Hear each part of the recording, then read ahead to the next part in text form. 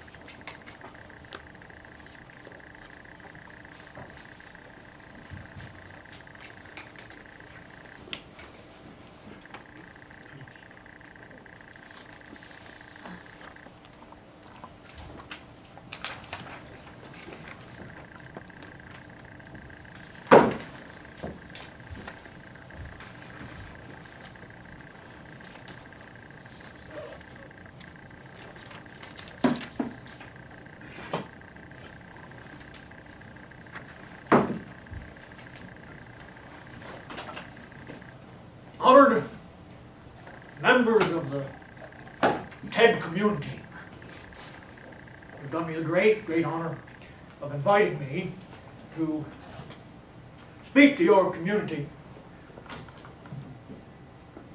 in an account of the life I formerly led as an ape. Unfortunately, I cannot comply with that request, at least not to the extent that you desire. It is now nearly 5 years since I was an ape. It's a short space of time, perhaps according to a calendar, but it's an infinitely long time to gallop through at full speed, as I have done. And each day I've moved forward, the door to my past has closed against me, more and more.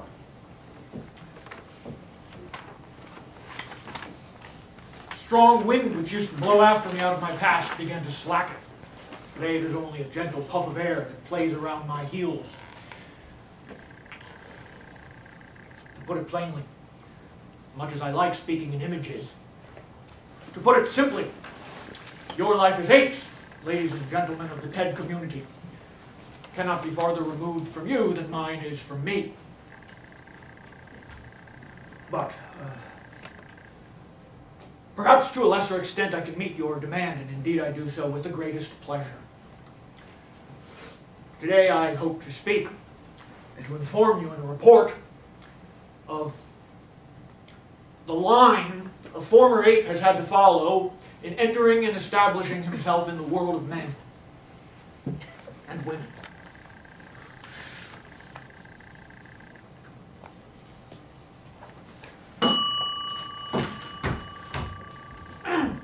For the story of my capture, thank you,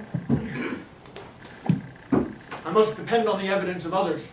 A hunting expedition was set up in the bushes by the shore on the Gold Coast of Africa. When I came down for a drink at evening among a troop of apes, they shot at us. I was the only one that was hit. Was hit in 2 places. Once in the cheek, which earned me the name Rotpeter. Horrible name. Utterly inappropriate, which only some ape could have thought of.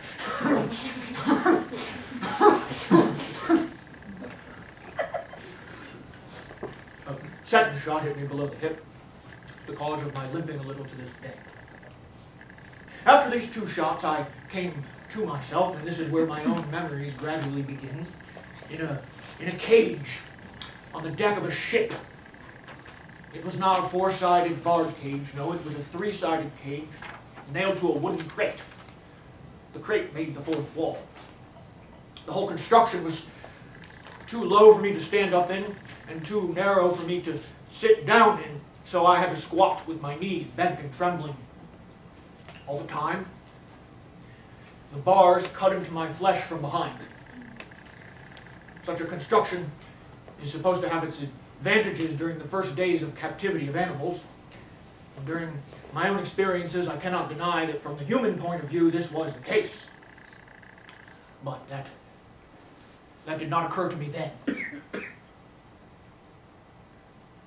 I'm supposed to have made uncommonly little noise, as I was later told, from which the conclusion was drawn that I would either soon die, or if I survived the first critical period, I would be very, very amenable to training. I did survive the first period. Hopelessly sobbing, painfully hunting for fleas, apathetically licking a coconut, beating my skull against the wooden crate, sticking my tongue out at anybody that came near me. That was how I filled in time at first in my new life. But above it all, there was only one single feeling: no way out.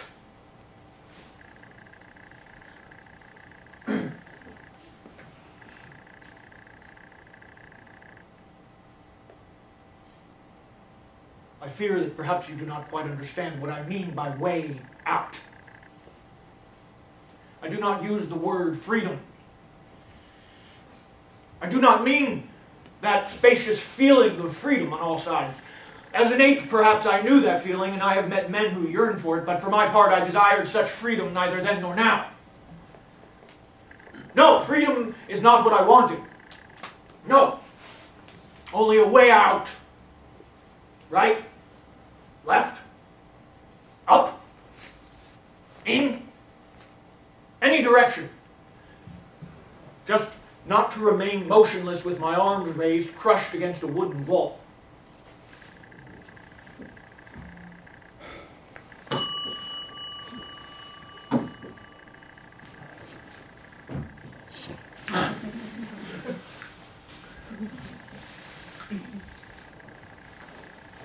Today, I can see it clearly. Without the most profound inward calm, I could never have found my way out. And indeed, it was the ship's crew for that calmness that I have to thank. They were good creatures in spite of everything. I find it pleasant to still recall the sounds of their heavy footfalls which used to echo through my half-dreaming head. They had a habit of doing everything as slowly as possible. If one of them wanted to lift a weight, he would raise his hand, as it were, drooping, and rub his eyes. Their jests were coarse but hearty. Their laugh always had a gruff bark in it, sounded dangerous, meant nothing. They always grumbled that they got fleas from me. They were not seriously angry, though. They knew that my fur fostered fleas and that fleas jumped. It was a simple fact to them. They always had something in their mouths to spit out. They did not care where they spat it. Late at night sometimes, one of them would pick up a stick and tickle me where I liked being tickled. The memories that I could recall between these decks of the ship were not all hateful. And the calmness that I acquired among these people kept me from trying to escape. You see, as I look back today, I must have had at least an inkling that I had to find a way out, or that I would die, but that my way out could not be reached through flight.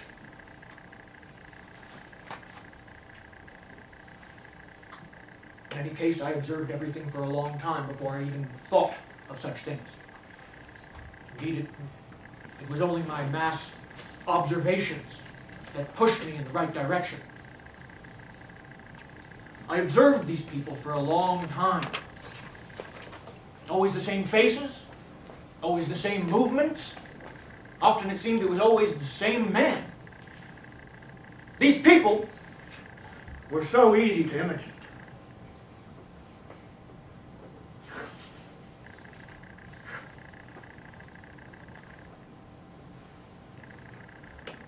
I learned to spit in the very first days. We used to spit in each other's faces. The only difference was that I licked my face clean afterwards and they did not. I could soon smoke a pipe like an old hand. And if I also pressed my thumb into the bowl of that pipe, a roar of appreciation went up between the decks of the ship.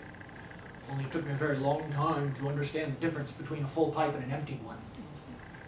My worst trouble came from the schnapps bottle. The smell of it revolted me.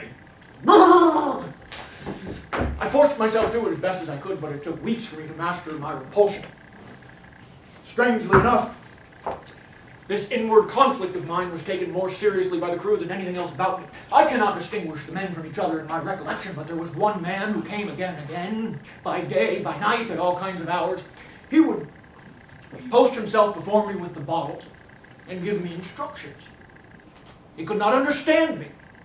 He wanted to solve the enigma of my being. He would slowly uncork the bottle and then look at me to say if I had followed him. I admit, I always watched him with wildly eager attention, such a student of humankind no human teacher ever found on earth. After this bottle was uncorked, he would lift it to his mouth. I followed it with my eyes right up to his jaws. He would nod, pleased with me.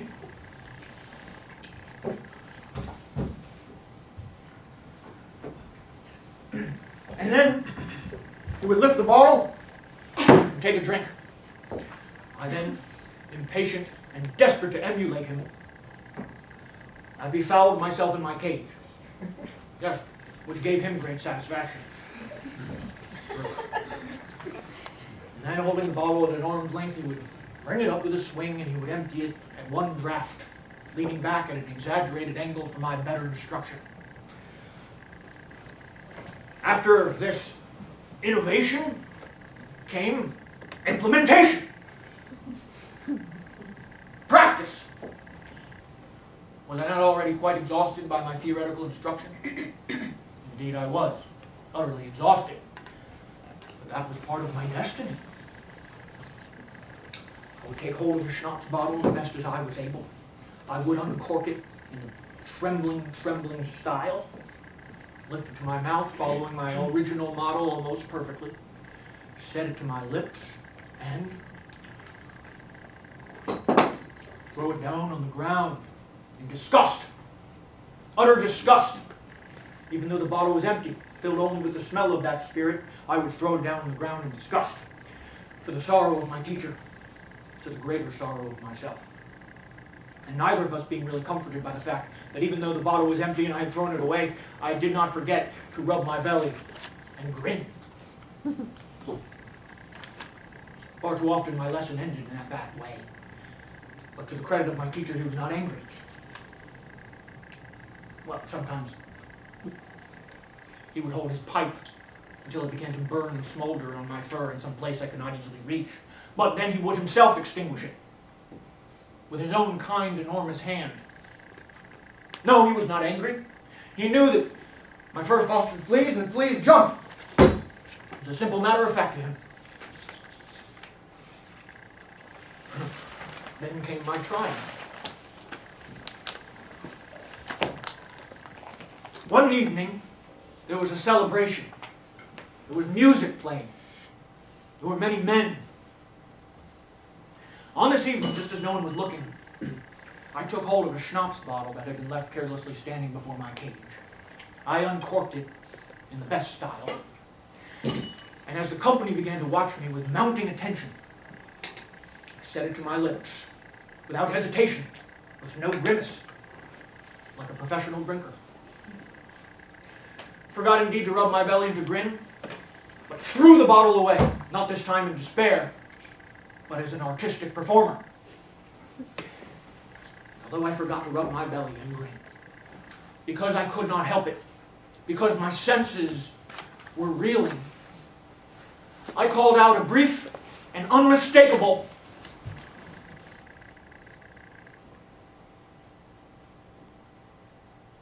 "Hello!" breaking into human speech. And with this outburst, broke into the human community.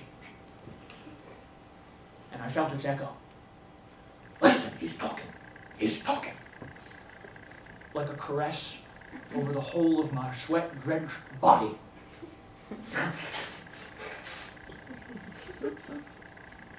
Oh, that triumph of mine! But I repeat, there was no attraction for me in imitating human beings.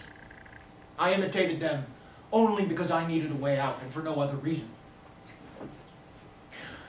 When I was handed over to my first trainer in Hamburg, it became quickly clear to me that there were two alternatives before me: the zoological gardens or the variety stage. I did not hesitate a moment. I said to myself, do your utmost to get onto the variety stage. The zoological gardens means only a new cage. Once there, you are done for. And so, ladies and gentlemen of the TED community, I learned things. One learns when one has to. One learns when one needs a way out. One learns at all costs. One stands over oneself with a whip. One flays oneself at the slightest opposition.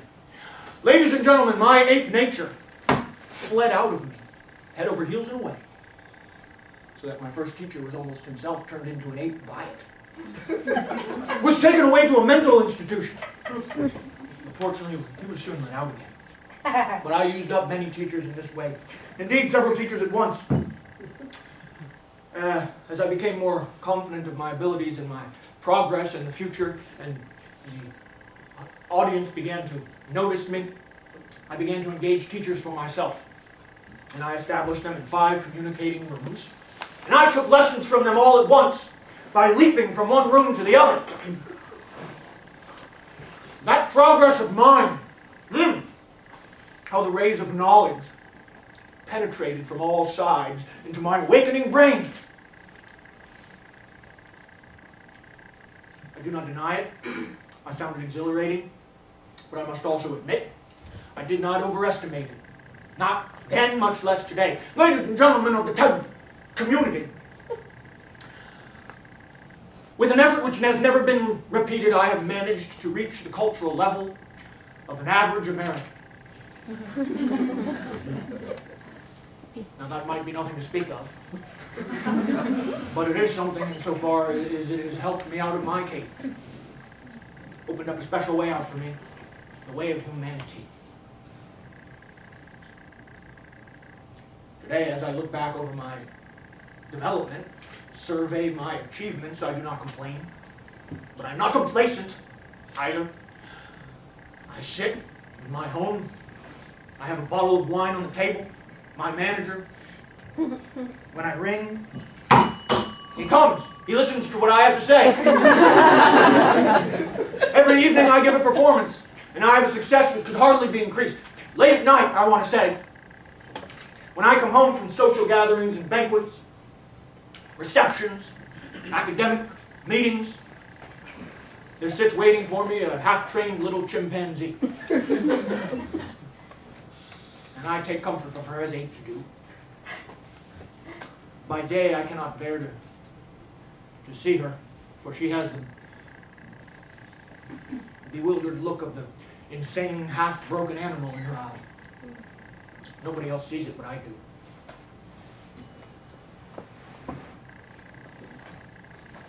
At any rate, I am not here to seek any man's verdict. I have achieved what I set out to achieve. Do not tell me it was not worth the trouble. In any case, I am only here to impart knowledge. I am only here to make a report to you, honored members of the TED community. This has only been a report. Thank you.